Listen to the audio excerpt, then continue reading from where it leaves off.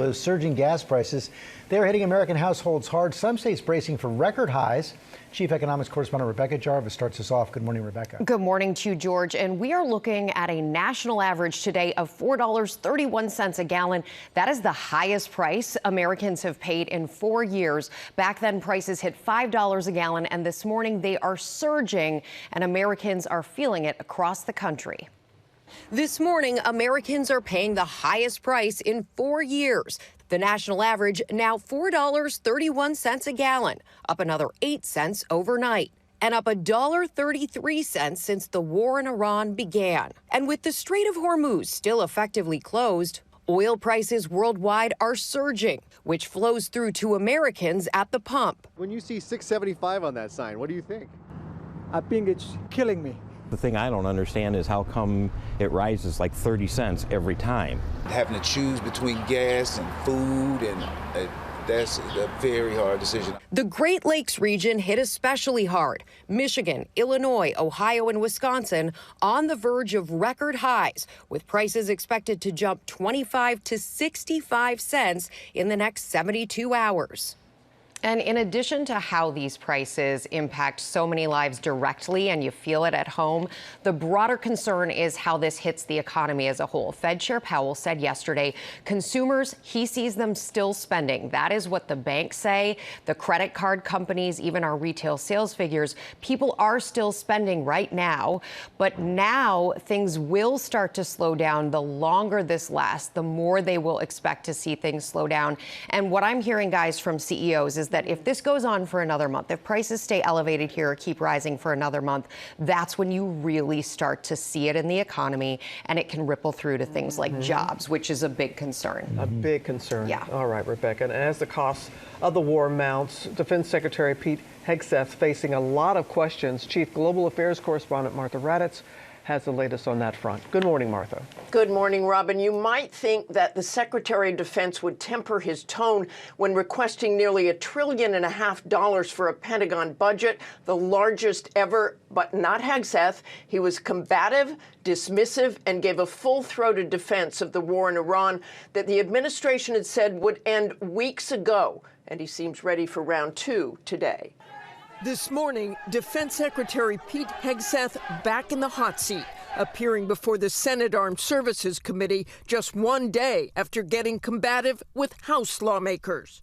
The biggest challenge, the biggest adversary we face at this point are the reckless, feckless, and defeatist words of congressional Democrats and some Republicans.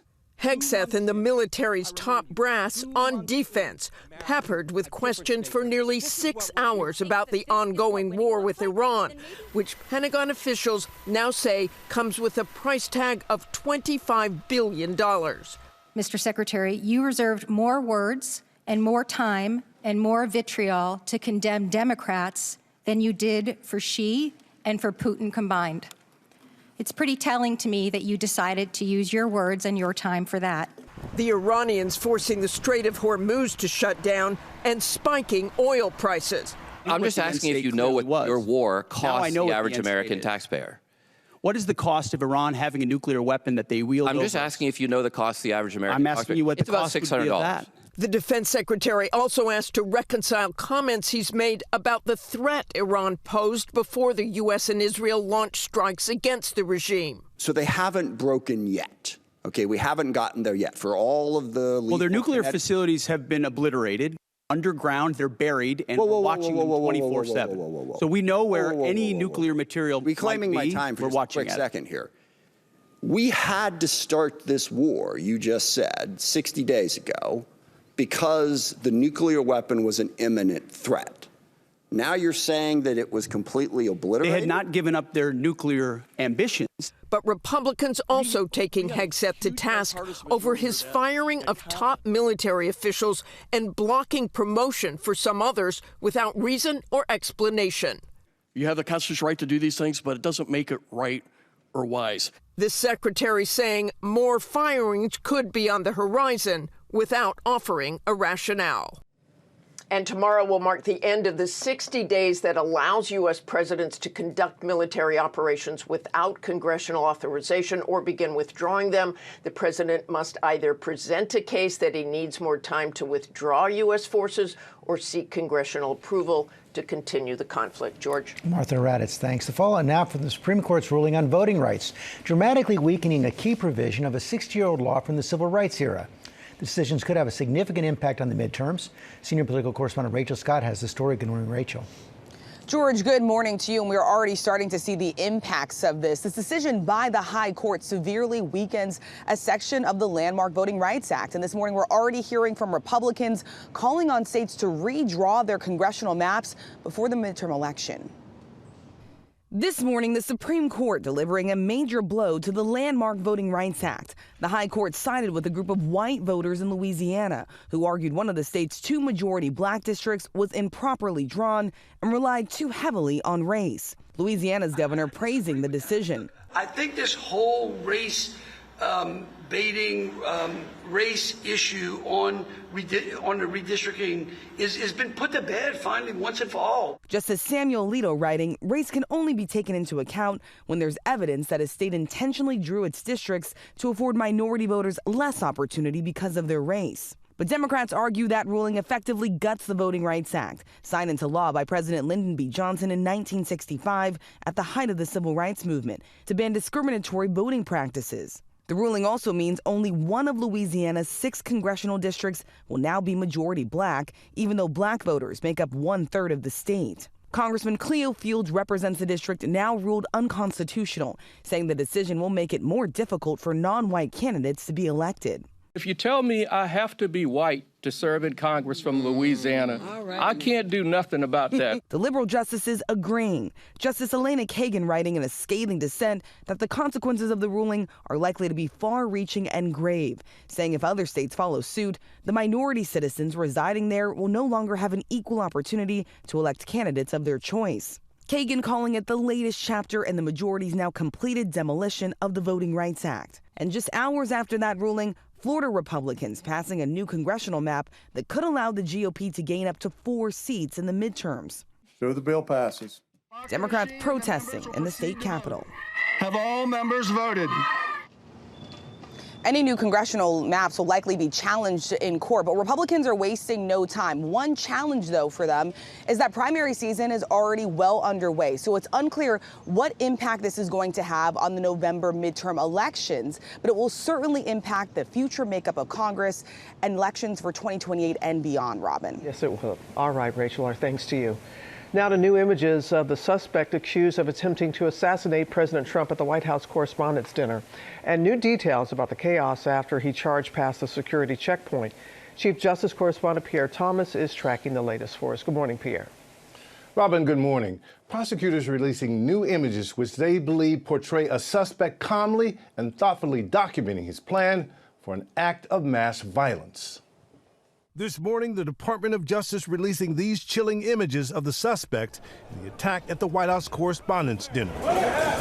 Cole Allen seen inside of his hotel room in this mirror selfie, dressed in a black shirt and red tie, armed with knives and weapons. Authorities say the photo was taken at 8:03 p.m. A law enforcement source telling ABC News Allen checked into a room on the 10th floor of the Washington Hilton a little after 3 p.m. on Friday, the day before the attack. According to a new court filing, the suspect took notes, allegedly writing that he, quote, walked in with multiple weapons and not a single person there at the hotel considers the possibility that I could be a threat. Sources telling ABC News that after Allen checked in, he allegedly used his laptop to research President Trump's schedule and even went down to scope out the area around the ballroom. This as we're learning new details about the harrowing events that unfolded that night. The Washington Post obtaining these images, the suspect carrying a shotgun as he walked through the metal detectors. The images published by the Post show an officer firing 4 shots at the gunman as he sprints by. Allen is facing multiple federal charges, including the attempted assassination of President Trump.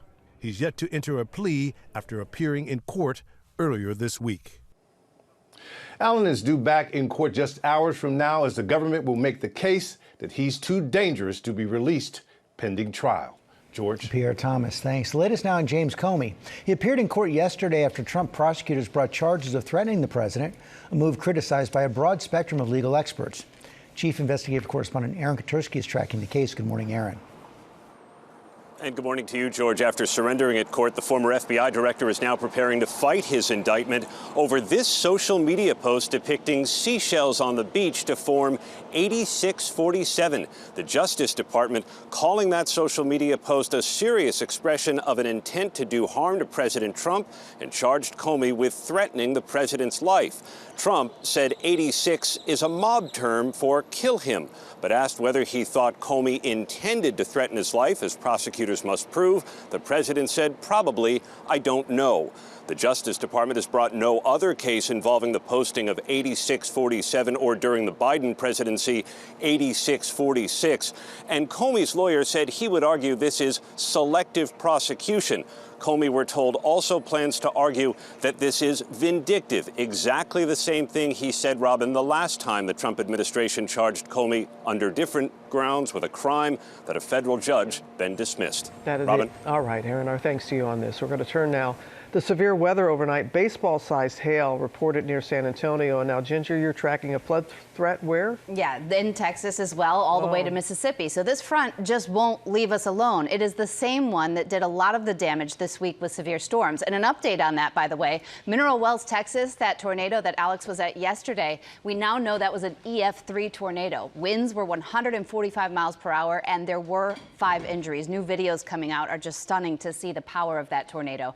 But we also, in the last 24 hours, had more severe weather all the way out to Lookout, West Virginia, where damaging wind took down trees. Now, today, it's not about how severe, but it's about how much water falls. We've got flash flood threat that is elevated, a level 2 out of 4 from Hill Country today, and that includes Kerrville. San Antonio, the gateway to Hill Country, starts to get into it. Houston and College Station. Then as we go through tomorrow, this goes all the way over to Gulfport, Mississippi, Macomb, Mississippi, Alexandria, Louisiana. So rainfall rates will be 1 to 3 inches per hour, possibly. We'll see those storms not just come through, but then rounds of them. And so we call them training or very slow. They're moving on this stationary front, which is going to be a problem if it falls quickly. But most of this area very much wants this rain. So 2 to 4 inches will be welcome, George. Okay, Ginger, thanks. Now to King Charles and Queen Camilla here in New York. They did everything from the 9/11 memorial to a star-studded gala. Chief International Correspondent James Longman is here. What a trip this has been. I think it's been absolutely extraordinary. Yeah, Charles and Camilla's last day in the US. They're going out in style. They're going to end their trip in Virginia with a block party to celebrate America 250. That's after a whirlwind day out in New York.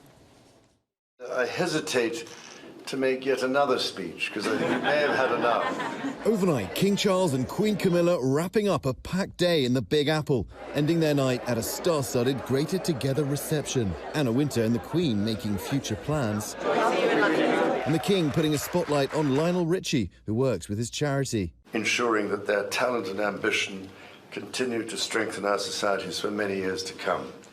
And with the help of people like Lionel Richie, I really mind that he isn't singing this evening. The King and Queen started their day with a visit to the 9/11 memorial, laying a white bouquet and a handwritten note to commemorate the nearly 3,000 lives lost. They then parted ways. Queen Camilla was joined by actress Sarah Jessica Parker for an event at the New York Public Library. We all need stories. Therefore, we all need books. She took time to read Winnie the Pooh to a group of children. Would you like to feed the chickens? Yes, please. Meanwhile, King Charles visited students at urban non-profit Harlem Grown. And they will lay a wreath at Arlington National Cemetery before their trip officially concludes later. I think the palace will be so happy with how this has gone. You know, Charles and Camilla, people didn't really know them before. I think Americans, maybe you thought of him as just Diana's ex. But he's funny, he's a deft diplomat. It's gone well. Yeah, his speeches had perfect pitch. Yeah, and I think he's done something on the world stage as well. It's not just for the British-US relationship. He stood up here as a world leader to speak to the United States. It's been well received. And it's being well received back at home. Oh, people love it. He's done what the British government wanted. That is, they are thrilled about what's happened here. You've got a glimpse of who he really is. Yeah, you are beaming. You have been beaming throughout the visit. Thank you, James. Thank you, James. This morning, we're heading to Spain because Michael is in Barcelona bringing us the wonder of the Sagrada Familia Church, a structure nearly 150 years in the making. It's so wonderful to see you there, Michael. Tell us what makes this place so unique. Well, I got to tell you, I've been well received here as well as GMA, Robin. I can tell you that much. And as you guys can see, the cathedral, it is right behind me, and there is a reason it's the city's most popular tourist attraction, because it really is no ordinary place. After 144 years of construction, the building has finally reached its pinnacle, the highest point of the church, reaching completion this year with the placement of a 55-foot high cross right on top.